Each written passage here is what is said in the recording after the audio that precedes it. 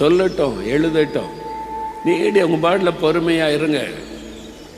கர்த்தருடைய செயலின் முடிவை நீங்கள் கண்டிருக்கிறீங்க. முடிவு உங்களுக்கு 2 மடங்கு ஆசீர்வாதம். உங்களை கர்த்தர் உயர்த்துவார், உங்களை மேன்மையாக வைப்பார். உங்களை பரிகாசம் பண்ணவங்க, வேதனைப்படுத்தவங்க வெட்கப்பட்டு போகும்படி கர்த்தர் உங்களை உயர்த்துவார். 2 மடங்கு ஆசீர்வாதம் வரும்.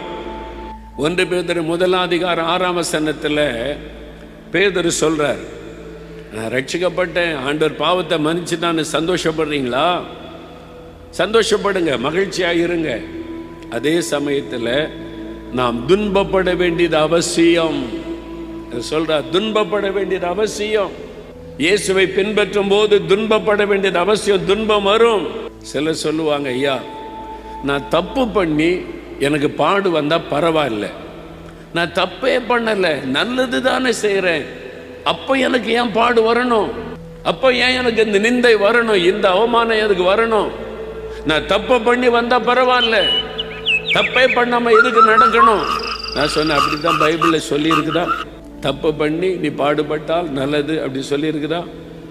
இல்லை.